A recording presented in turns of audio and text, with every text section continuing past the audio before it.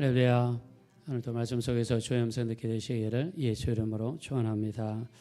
이렇게 하신 하나님의 말씀은 사도행전 1장 1절부터 5절입니다. 그럼 따라하겠습니다. 나타내시며 보이시며 말씀하시는 예수님. 네, 이런 예수님의 역사가 여러분에게 충만하게 나타나시길 예수 이름으로 축원합니다. 하나님의 말씀이 왕성하게 하소서 올해 우리 교회의 표어입니다. 자, 왕성하다는 헬라어는요 아욱사노입니다. 아욱사노는 성장하다, 증가하다, 번성하다는 뜻이 있습니다. 말씀이 우리 속에서 왕성하게 일어나면 우리 삶의 현장에서 성장과 증가와 번성의 역사가 일어나게 될 줄로 믿습니다. 그래서 우리 요한 3서 1장 2절 사랑하는 자여 내 영혼이 잘된 같이 범사가 잘되고 강건한 축복이 있기를 원하노라 라고 했습니다. 우리 2025년에는 여러분의 영혼이 잘되고 범사가 잘되고 강건한 축복이 있으시기를 예수 이름으로 축원합니다. 자, 우리 지난 시간에 도마의 의심에 대해서 배웠습니다. 자, 도마는 나사로가 죽었을 때 우리 주와 함께 죽으러 가자라고 고백했던 사람입니다. 자, 그러나 예수님이 부활하신 것을 직접 보지 못했습니다. 그때 그는 이런 고백을 하죠. 내 손가락으로 예수님의 손에 넣어보고 내 손으로 옆구리에 넣어보지 않고는 믿지 않겠노라 라고 제자들 앞에서 이야기하죠. 그때 예수님께서 8일 뒤에 나타나십니다. 주님께서 도마에게 이야기하시죠. 네 손가락을 내밀어 내 손을 보고 네 손을 내밀어 내 옆구리에 넣어보고 믿음 없는 자가 되지 말고 믿는 자가 되라 했습니다. 자, 예수님이 하신 말씀이니까 한번 입술로 고백하는 게 중요하다고 생각합니다. 따라하겠습니다. 믿음 없는 자가 되지 말고 믿는 자가 되라. 다시 한번 내 자신에게 이야기하는 것처럼 세게 이야기합시다. 믿음 없는 자가 되지 말고 믿는 자가 되라. 네, 우리 오늘 읽었던 사도행전을 기록한 사람은 누가라는 사람입니다. 누가는 의사입니다. 자, 의사는 지금이나 옛날이나 연봉이 굉장히 많은 사람이지요. 자, 근데 이분은 의사직을 포기하고 사도 바울을 따라다니면서 복음을 증거했던 사람입니다. 자, 누가복음과 사도행전을 기록한 사람이기도 하죠. 자, 누가복음에 우리가 1장 1절에 보면 누가복음을 받는 대상이 데오빌로 가카이입니다. 아마 로마의 자치령 중에서 어느 한 곳을 통치하고 있었던 총독인 걸로 알려져 있습니다. 누가복음과 사도행전은 여러 사람에게 보낸 편지가 아니라 딱 한 사람, 데오빌로가 예수 믿고 변화되기 위하여 보낸 서신서입니다. 자, 우리 지난번에 한번 공부했는데요. 신약 성경에 나와 있는 모든 절을 비교해 봤더니 무려 8천 구절이 됩니다. 자, 이 중에서 누가복음과 사도행전에 있는 구절이 2158구절이에요. 즉 신약 성경의 4분의 1을 차지할 정도로 방대한 분량이 누가복음과 사도행전입니다. 그러면 의사 누가가 이 장대한 분량을 누굴 위해 썼습니까? 바로 데오빌로 가카라고 하는 이 한 사람을 위해서 썼다는 것입니다. 왜 썼을까요? 이 한 사람이 예수님에 대한 모든 자세한 이야기를 받을 수 있도록, 읽을 수 있도록, 정보를 접할 수 있도록 그렇게 해서 예수 믿도록 하기 위한 누가의 노력인 것을 알 수 있죠. 누구를 위해서요? 한 영혼을 위해서 무려 신약성경 4분의 1 정도의 글을 써가면서 전도했다는 것입니다. 자, 그러면서 지난번에 우리가 이런 이야기를 했습니다. 쌀 밑자를 보면 8발자에다가 10자가 합쳐진 한자가 쌀 밑자입니다. 농부가 쌀 하나를 얻기 위해서 무려 80번의 손이 간다고 합니다. 하나를 얻기 위해서 80번의 손이 갑니다. 자, 벌이 여기 보니까 500g입니다. 지금 쿠팡에서 10,000원 정도에 팔리고 있습니다. 그림으로는 크게 보이지만 500g이면 작은 분량입니다. 자, 이 500g의 꿀을 얻기 위해서 벌은요, 지구를 2바퀴를 돈다고 해요. 그 정도로 2바퀴 정도의 거리를 날아다닌다고 합니다. 그리고 꽃을 무려 500만 개의 꽃을 방문하면서 꿀을 채취한다고 합니다. 뭐를 위해서요? 이 조그만한 꿀을 얻기 위해서. 자, 하나를 얻기 위해서 이렇게 힘들고 어렵습니다. 의사 누가는요, 데오빌라라는 사람을 예수 믿게 만들고 구원하기 위해서 이렇게 노력했다는 겁니다. 여러분들도 여러분들이 전도하는 대상, 또 예수 믿지 않는 사랑하는 가족이 있다면 포기하지 않고 끝까지 기도하게 되시기를 예수 이름으로 축원합니다. 사도행전을 기록했던 누가는요, 성경을 보는 자세를 이렇게 표현합니다. 이 모든 것을 근원부터 자세히 살핀 나도. 하나님의 말씀을 건성건성 읽는 것이 아니라 자세히 살폈다고 했어요. 우리말 성경을 봤더니 면밀히 조사했다라고 그랬습니다. 누구에 대해서요? 예수님에 대해서.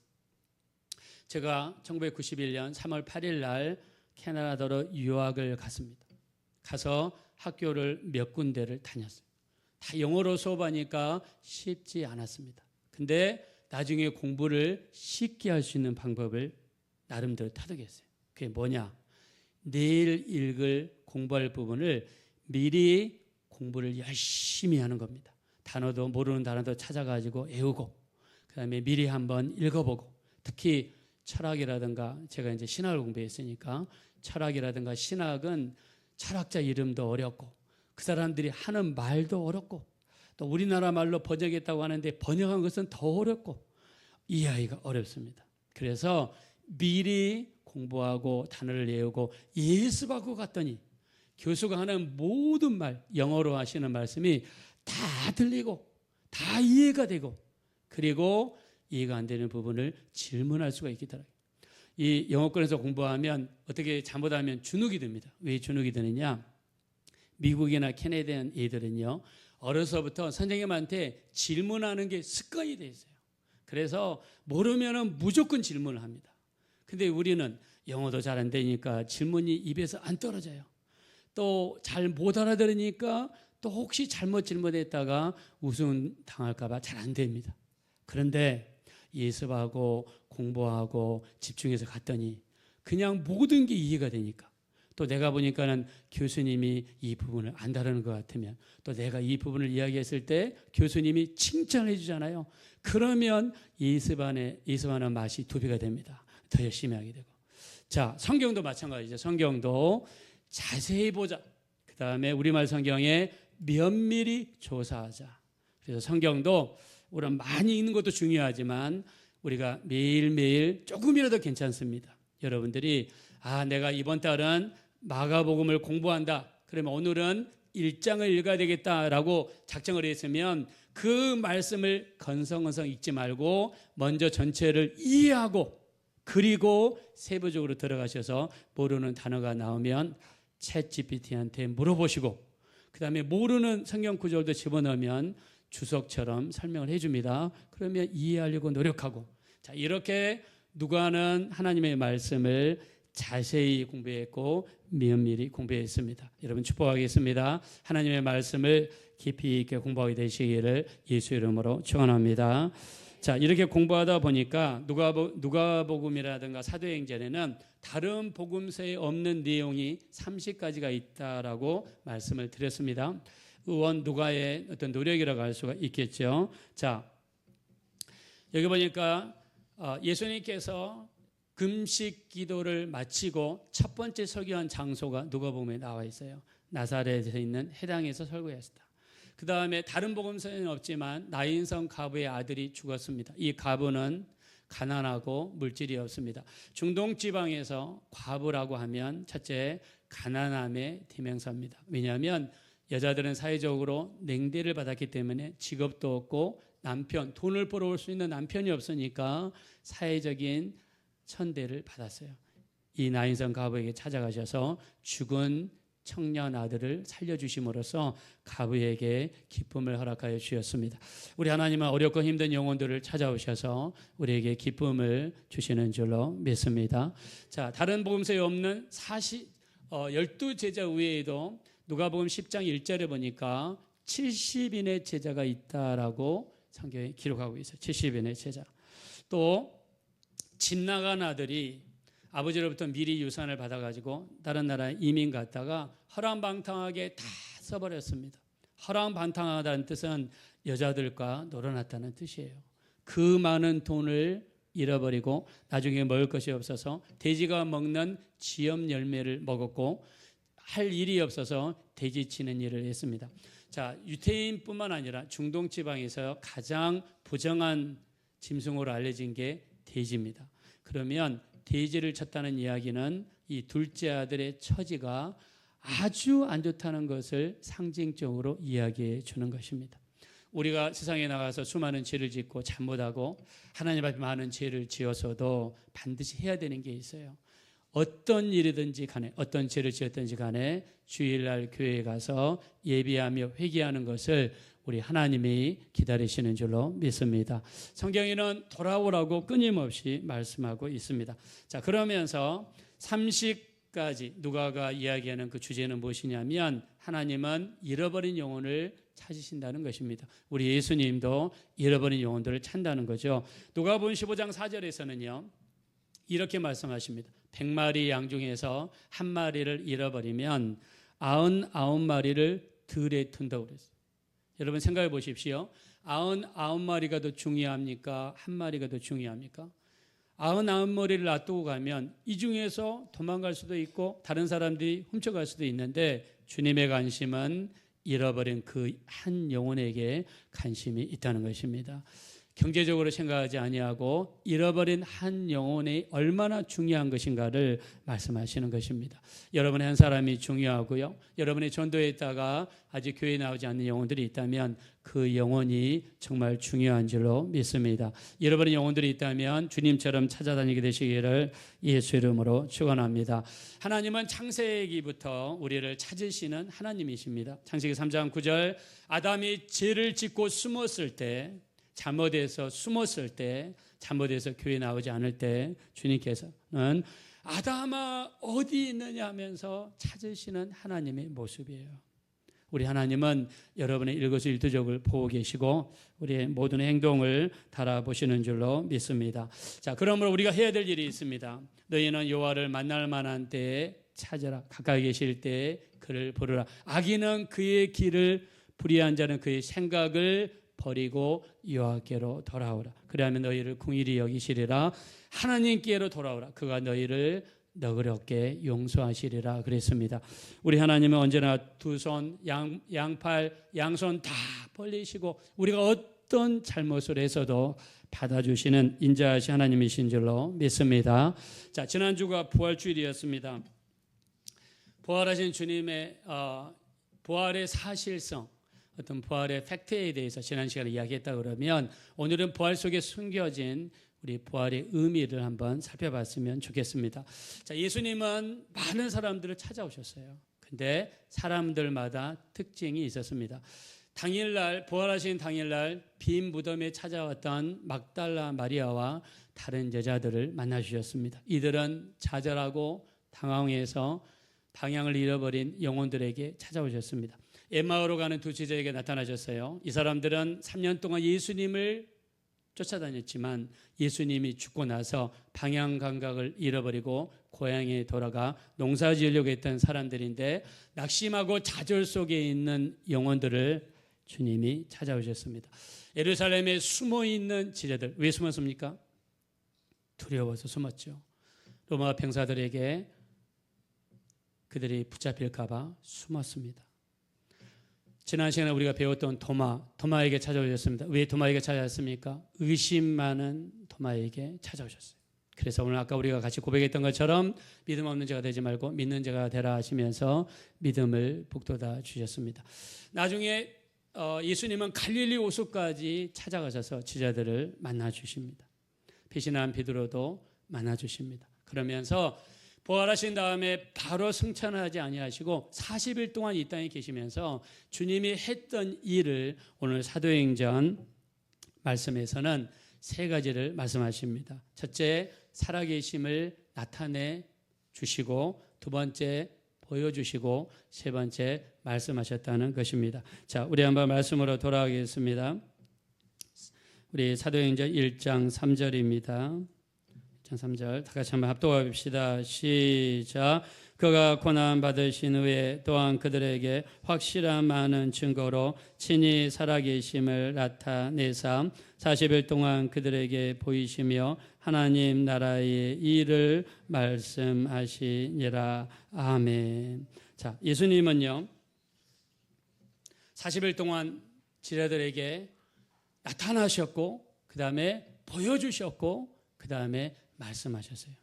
자, 이 세 가지 일은 우리의 연약한 믿음, 약한 믿음을 도와주시려는 그런 강한 의지가 있습니다. 자, 평상시 주님의 말씀을 통해서 우리는 주님의 그 의도를 파악할 수 있습니다. 요한복음 11장 15절에 보니까 주님께서 죽은 나사로를 살리시는 그 일을 앞두고 뭐라고 했느냐? 이는 너희로 믿게 하려 함이라라고 그랬습니다. 자, 나사로가 살아남으로 말미암아 나사로를 살림으로써 나사로에게 좋은 일이 되지만 궁극적으로 지뢰들에게 믿음을 주고 주변에 의심 많은 사람들에게 믿음을 주고 그들의 믿음을 증가시켜 주시려는 의도가 있음을 말씀하셨습니다. 우리 나사로의 무덤 앞에서 주님이 이렇게 기도하십니다. 우리 요한복음 11장 42절 중요하니까 한번 다 같이 한번 읽어보실까요? 시작. 항상 내 말을 들으시는 줄을 내가 알아나이다. 그러나 이 말씀하옵는 것은 둘러선 무리를 위함이니 곧 아버지께서 나를 보내신 것을 그들로 믿게 하려 함이니이다. 아멘. 자, 죽은 나사로를 살리시기 전에 예수님이 하신 기도 내용도 이들이 믿게 도와주십시오. 하나님 아버지가 나를 보내신 것을 믿게 하시고 내가 이 땅의 구주가 되는 것을 믿게 하시고 내가 죽었다가 살아나는 것을 믿게 해달라는 내용입니다. 믿게 해달라는 것이 주님의 기도였습니다. 자, 이뿐만 아니라 요한복음 13장 19절에 보니까 세족 시간의 연장에서도 주님이 말씀하십니다. 너희가 믿게 하려 함이라. 요한복음 14장 29절 성령님에 대해서 주님이 말씀하실 때도 너희로 믿게 하려 함이라 라고 말씀했습니다. 예수님의 오직 목적은 이들의 믿음이 자라고 이들의 믿음이 성장하고 믿음이 자라는 데 주님의 목적이 있었습니다.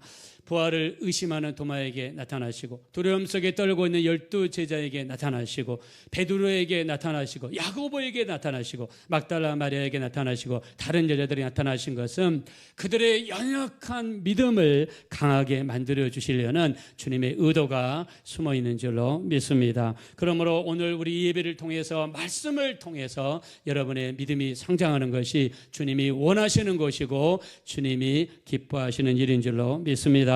우리 믿음이 한번 다 같이 아멘 하겠습니다. 자, 우리가 믿어야 될 대상은 예수님이 우리 구주가 되신다는 것이고요. 예수님이 죽으시고 부활하셨다는 것입니다. 자, 믿음이 한번 다 같이 크게 아멘 합시다. 부활의 의미는요. 마귀가 가지고 있는 가장 큰 무기는 무엇입니까? 사망 권세입니다.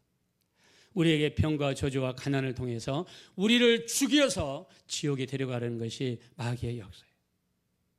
그래서 마귀는 사람들의 손을 빌려서 자기의 가장 큰 무기 사망 권세를 이용해서 예수님을 십자가에 죽였습니다.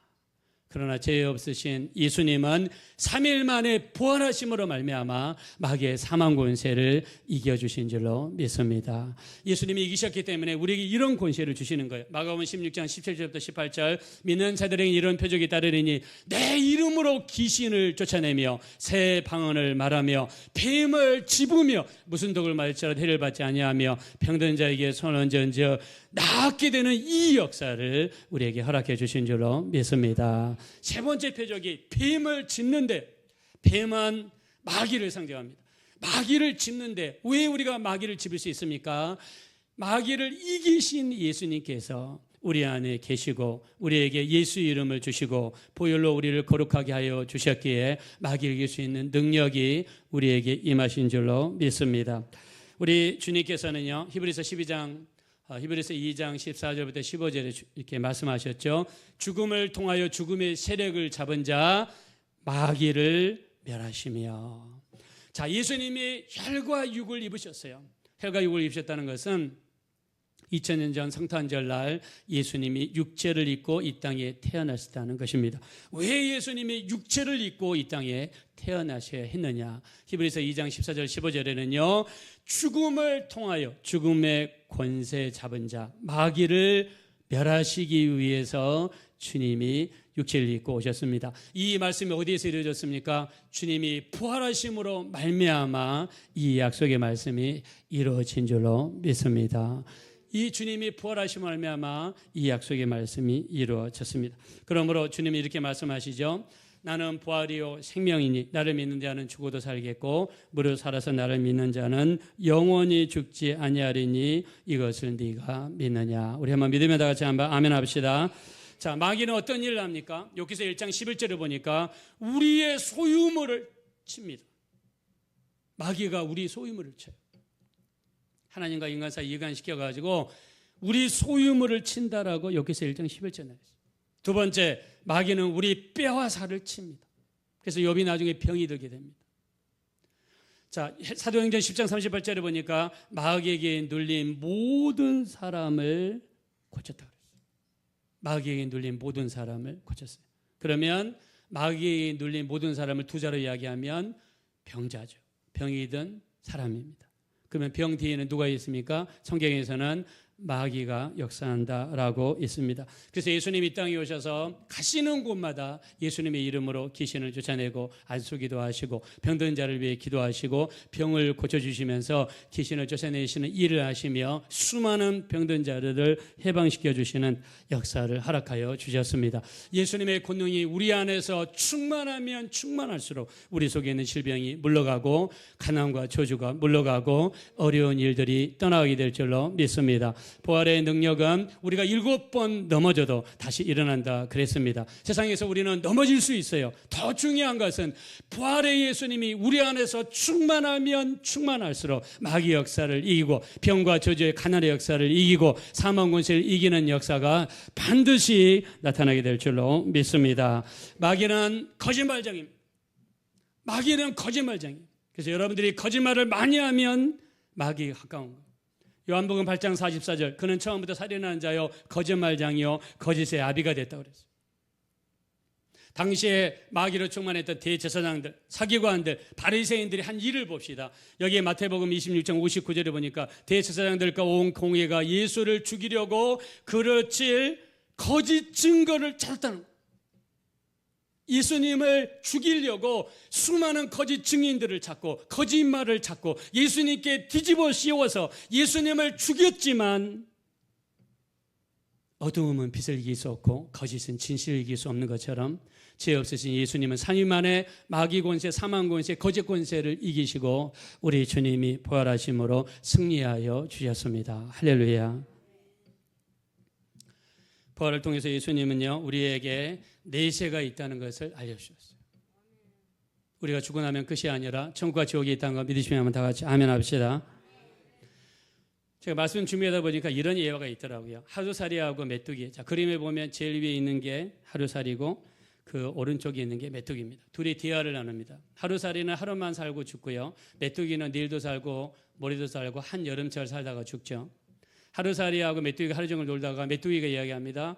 하루살이야 반가웠다. 내일 보자. 그러니까 하루살이가 이해했을까요? 못했을까요? 못했어요. 왜? 내일을 살아본 적이 없거든요. 못했어요. 내일이 어디 있어? 오늘 먹고 죽으면 끝나지. 마치 믿지 않는 사람들과 비슷합니다. 메뚜기가 하루살이가 죽고 나서 친구를 잃어버리니까 이제 개구리를 친구로 삼았습니다. 개구리랑 하루 종일 놀다가 1년 내내 같이 친구랑 놀다가 이제 이야기합니다. 개구리가 이야기합니다. 메뚜기야 올해 한철 반가웠다. 추우니까 우리 잠을 겨울 내내 자고 내년에 보자. 자, 메뚜기가 이해했을까요? 못했을까요? 메뚜기는 한철만 사는 이 곤충이에요. 내년이 없어요. 1년 살면 그냥 죽습니다. 메뚜기는 이해를 못합니다. 내년이라고 그런 것도 있어. 이해를 못하겠는데 또 좀 정신 이상한 거 아니야? 근데 메뚜기는 죽습니다. 자, 우리가 부활에 대해서 이야기할 때 많은 사람이 이해를 못해요. 예수님의 동생들을 봅시다. 우리 요한복음 7장 5절에 보니까 예수님의 동생들도 예수님을 믿지를 못했어요. 예수님을 믿지 못해요. 네가 어떻게 하나님의 아들이야? 네가 어떻게 죽은 다음에 다시 살아나? 믿지를 못했어. 근데 고린도전서 15장에 보니까 500명의 제자들도 만나주시고 베드로도 만나주시고 12 제자도 만나주시고 도마도 만나주시고 야고보가 예수님을 보는 순간에 거기서 놀래버린 거예요. 아니 십자가에서 분명히 죽었는데 거기 병사가 창으로 밑에서 위로 찌르면서 창까지 맞으셨는데 어떻게 살 수가 있어?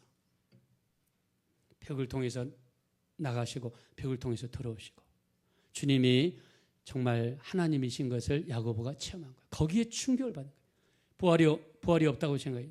어떻게 죽은 사람이 다시 살아나? 어떻게 천국과 지옥이 있어? 마치 하루살이처럼, 마치 메뚜기처럼, 내년을 모르는 것처럼 그런 사고방식에 사로잡혀 있다면 여러분 그럴 수 있어요. 야고보와 유다는 충격을 받습니다. 야고보는 예수님의 친동생 야고보는 야고보서를 쓰고요. 예수님의 친동생 유다는 요한계시록 바로 앞에 있는 유다서를 썼습니다. 더 놀라운 것은 사도 바울입니다. 사도 바울은 예수님을 이단이라 생각했던 사람이에요. 그리고 예수 믿는 사람들을 돌아다니면서 잡아가지고 감옥에 집어넣었어요. 한 번은 대제사장에게 허락을 받아가지고 이제 다메섹, 지금 시리아의 수도죠.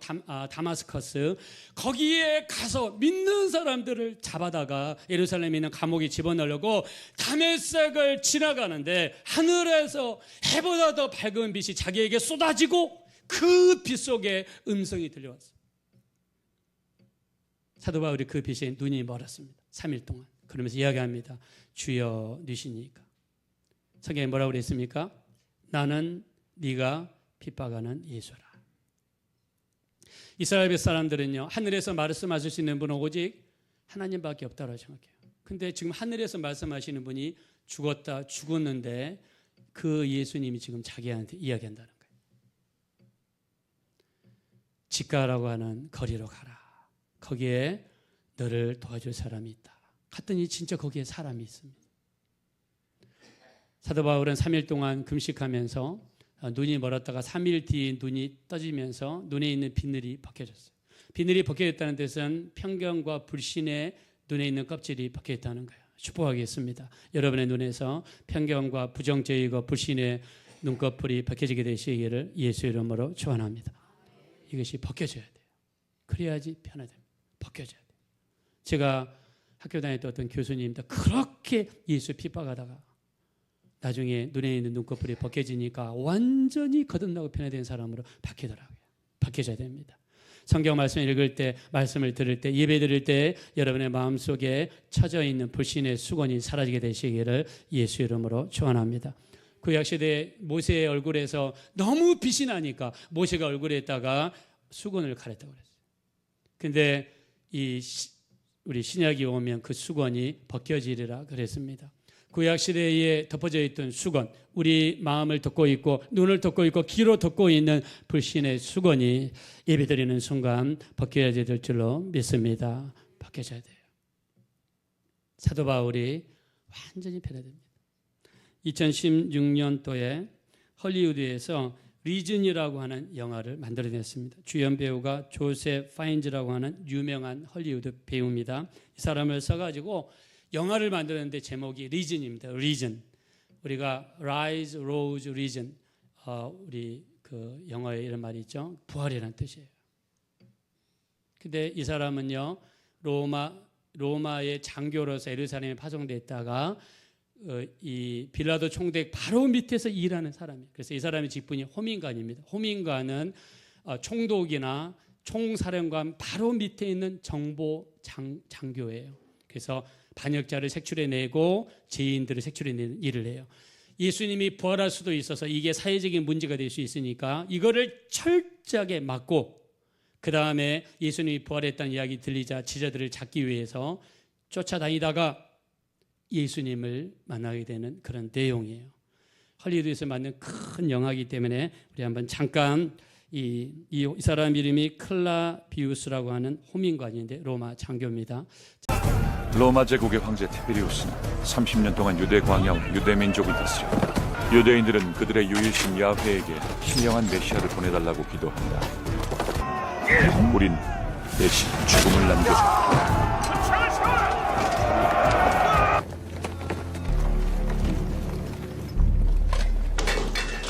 보민관님, 총독님이 부르십니다. 신속히 움직여.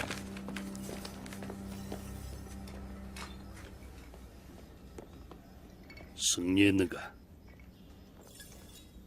신속히 오라는 명령을 들었습니다. 그 나사렛 사람한테 자비를 베풀어줘. 다리를 부러뜨려. 비켜! 당장 비키라니까! 나사렛 사람은 아직 안 죽었는가? 땅이 진동하기 전에 다 이루었다고 말했습니다. 확인해봐라.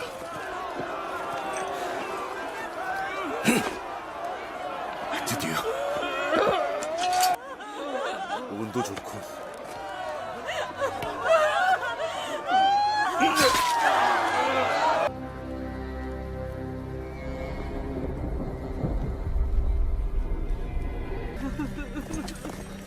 시신은 안장했나? 직접 돌을 밀어 무덤 입구를 막았습니다. 거대한 돌로요. 그 사기꾼이 살아있을 때 사흘 뒤에 부활하겠다고 했죠. 나사렛인의 제자들이 밤에 와서 시신을 훔치고 부활했다고 말할 수도 있으니까요.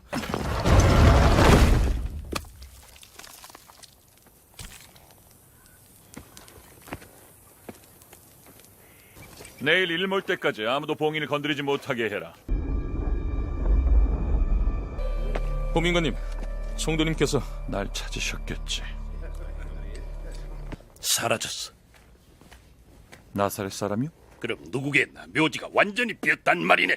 그 이단자의 제자들이 밤에 와서 시신을 훔쳐갔어요. 벌써 예수가 부활했다는 주장을 하고 다닌답니다. 사람들이 그 말을 믿을까?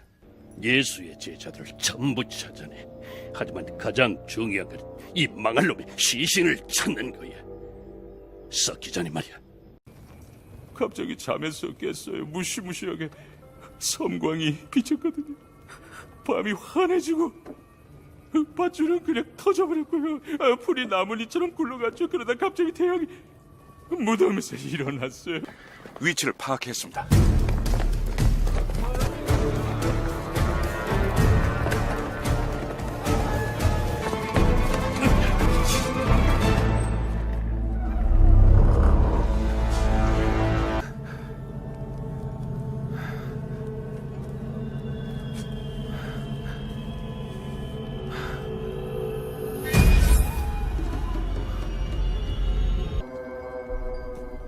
함께하지 형제여. 여기에 적들은 없다네. 두려워할 것 없어. 만져보아라. 모체국이군요. 여기에도 손을 대봐.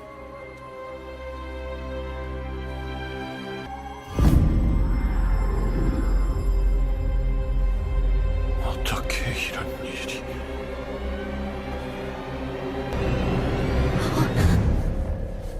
예수님, 어디 계십니까? 예수님, 예수님이 말씀하시길 내 형제들에게 갈릴리로 가라 하라. 거기서 나를 보리라라고 하셨어요. 그럼 가야지. 가자, 형제들이여. 왜요? 자, 부활은 구약에 약속한 하나님의 약속의 성취입니다. 그래서 오늘 제가 예배 시작할 때 읽었던 본문의 말씀이 고린도전서 15장 3절 4절 읽었습니다. 성경대로 죽으시고 성경대로 다시 살아나셨다. 이 말은 주님의 부활은 그냥 즉공적으로 이루어진 것이 아니라 몇천 년 전부터 예언되어졌던 내용이 하나님의 계획을 따라 차근차근 이루어졌다는 것입니다.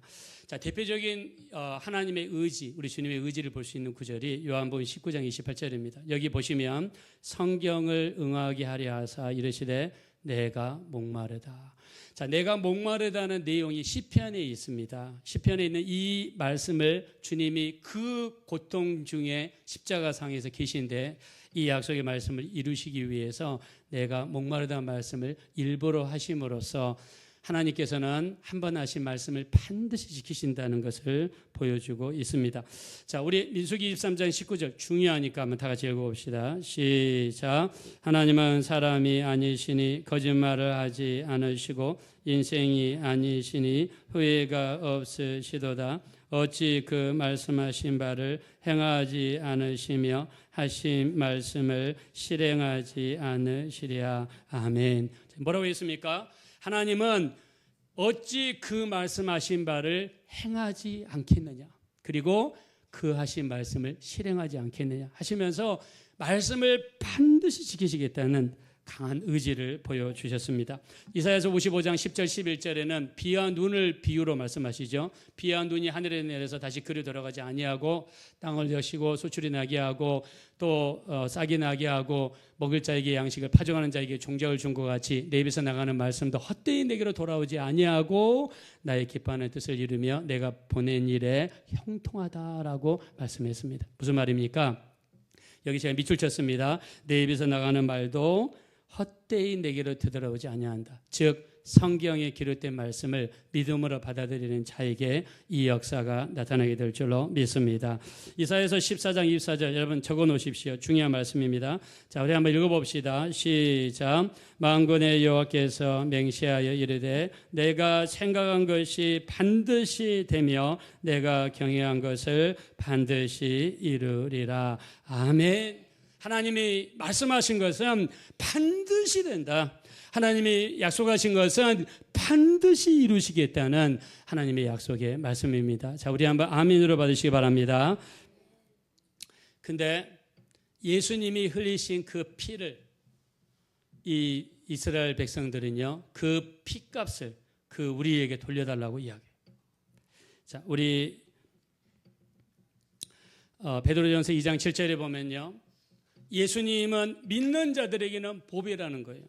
믿는 자들에게는 은혜가 되고 믿는 자들에게는 구원이 되고 능력이 되고 치유가 되고 하나님의 역사가 되지만 믿지 않는 자들에게는 뭐라고 그랬습니까? 모퉁이의 머릿돌, 그냥 아무 쓸데없다고 생각해서 버렸는데 그게 머릿돌이 될 만큼의 가치가 있다는 거예요. 손해본다는 거죠.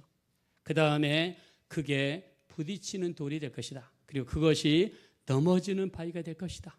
누굴 이야기합니까? 예수님을 이야기합니다.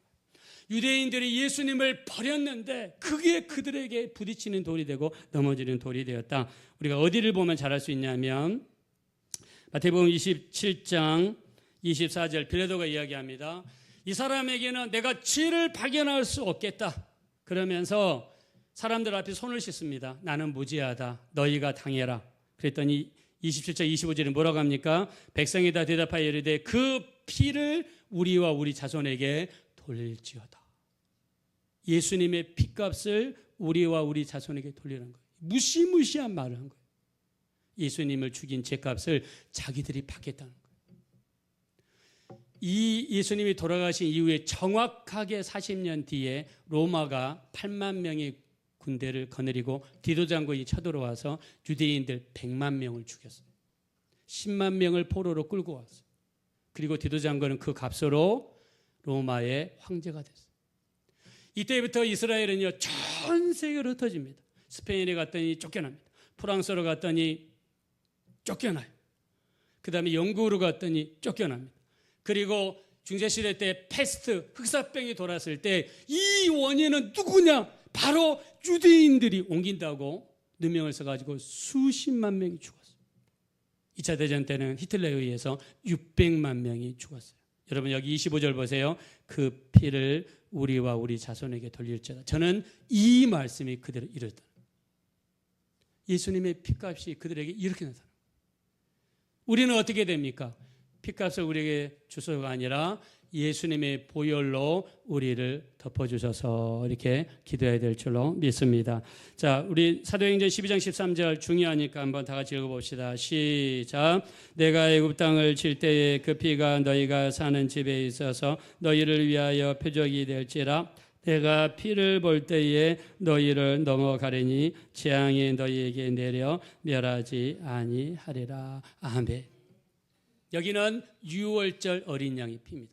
이 피를 집 입구에 현관에다가 딱 바르는 집은 재앙이 못 들어가고 죽음이 못 들어가고 저주가 못 들어가고 그 집을 넘어간다. 넘어가는 게 6월이거든요. 그래서 그때 지키는 저기가 6월절이거든요. 영어로 패스오버입니다. 그래서 피를 바른 집, 6월절 어린 양의 피를 바른 집마다 재앙이 못 들어가고 저주가 못 들어가고 문제가 못 들어가고 우리 그 피는 그 집을 지키는 보호의 능력이 되시는 줄로 믿습니다. 우리는 예수님의 보혈을 의지해야 됩니다. 오늘 또 십자가에서 흘리신 그 보혈, 그 보혈로 우리에게 덮어주세요. 내 가정에게 덮어주세요. 내 자녀에게 덮어주세요. 우리 교회에 덮어주세요. 내가 하는 모든 일에 덮어주세요. 우리 예수의 보혈을 의지하는 사람마다 우리 보혈의 능력이 나타나서 재앙이 못 들어가고 저주가 못 들어가고 문제가 못 들어가고 하나님의 보호하심의 역사가 충만하게 나타나게 될 줄로 믿습니다. 우리 유대인들은 이 같은 피여도 그들에게는 저주의 피가 되었지만 우리에게는 축복의 보혈이 되었습니다. 부활하신 예수님을 믿는 것은요, 그분의 보혈의 능력을 믿는 것입니다. 보혈의 능력을 의지하셔서 여러분 삶 가운데 승리하는 모두가 되어주시기를 예수 이름으로 축원합니다. 우리 한번 찬양 하나 한번 드리겠습니다.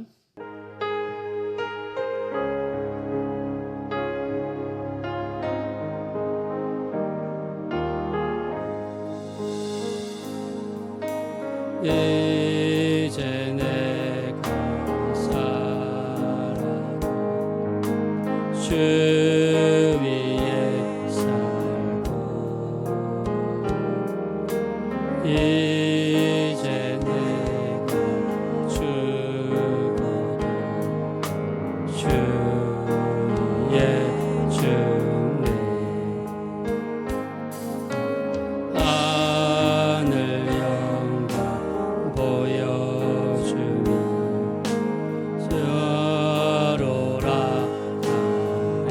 할렐루야 찬송하며 할렐루야 찬송하며 주께 갑니다.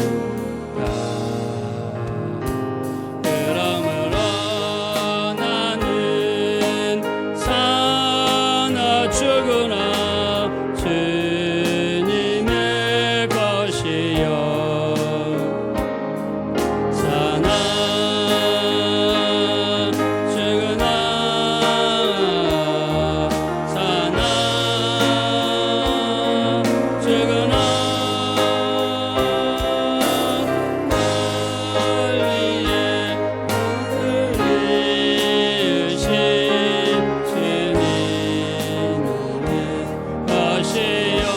2절 하겠습니다. 이제 내가 떠나도 이제 내가 떠나도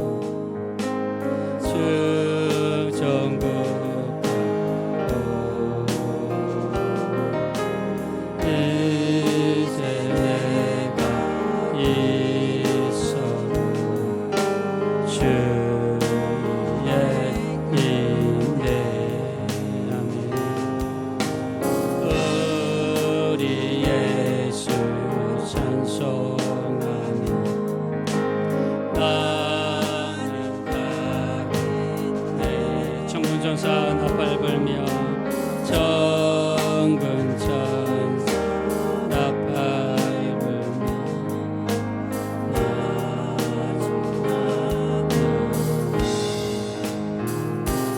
그러므로 나는 사나 죽으나 주님의 것이요 사나 죽으나 사나 죽으나 날 위해 피 흘리신 주님의 것이요. 우리 시간에 기도하겠습니다. 기도하실 때 지금까지 우리 주님을 의심하거나 불신앙적인 생각을 가지고 있고 부정적인 걸 우리가 지금까지 살았다면 우리 한번 정직하게 고백했으면 좋겠습니다. 내가 지금까지 하나님 앞에 정직하지 못했습니다. 부정적이었습니다. 우리 하나님 불신앙적인 믿음을 가지고 있었습니다. 나는 부족합니다. 우리 있는 이 모습 이대로 받아주십시오. 우리 주님이 부활하신 주님은 찾아오셔서 우리의 믿음을 도와주셨던 것처럼 주님 내게 찾아오셔서 내 연약한 믿음을 강하게 만들어주시고 우리의 믿음이 성장하게 도와주시고 내 믿음이 자랄 수 있도록 도와주십시오. 우리 한번 주여 한번 부른 다음에 합심을 한 자리 기도하겠습니다. 주여 그러시고자 그러시 하나님 감사합니다. 우리 하나님 이 시간에 우리를 불쌍히 여기시며 우리 하나님 우리를 긍휼하게 해주심을 진심으로 감사합니다. 예수님의 피를 의지합니다. 우리 주님 고맙습니다. 우리는 연약합니다. 우리는 부족합니다. 우리 하나님 우리를 도와주십시오. 지금까지 부정적이고 우리 하나님 불신앙적이고 우리 하나님 하나님 앞에 순종하지 못하고 세상적인 우리의 생각을 심으로 회개합니다. 우리 하나님 용서해 주십시오. 우리가 주의 뜻대로 살지 못하고 우리의 뜻대로 살고 우리 하나님 우리의 불신앙을 우리의 믿음 없음을 이 시간도 회개합니다. 우리 하나님 용서해 주십시오. 하나님 말씀에 불순종하고 우리의 뜻과 우리의 고집대로 살며 우리 마음대로 살았던 것을 우리 하나님 이 시간도 회개합니다. 하나님 용서하여 주시고 우리를 도와주십시오. 우리를 불쌍히 여겨주시고 긍휼히 여겨주십시오. 이 시간 여러분 가정에서 믿지 않는 영혼들이 있다면 믿음이 약한 분들 계시다면 우리 그 영혼을 위해서 강한 믿음 주십시오. 다시 믿음으로 돌아오게 도와주시고 우리 부활 후에 찾아오시는 예수님을 만나게 하시고 우리 강한 믿음의 사람으로 변화될 수 있도록 우리 여러분 주변에 살아가는 영혼들 믿지 않는 영혼들 믿음이 연약한 영혼들 위해서 우리 다시 한번 마지막으로 주의 한번 부른 다음에 합심으로 간절히 기도하겠습니다. 주여 감사합니다. 우리 하나님 우리를 도와주시며 우리를 불쌍히 여겨주십시오.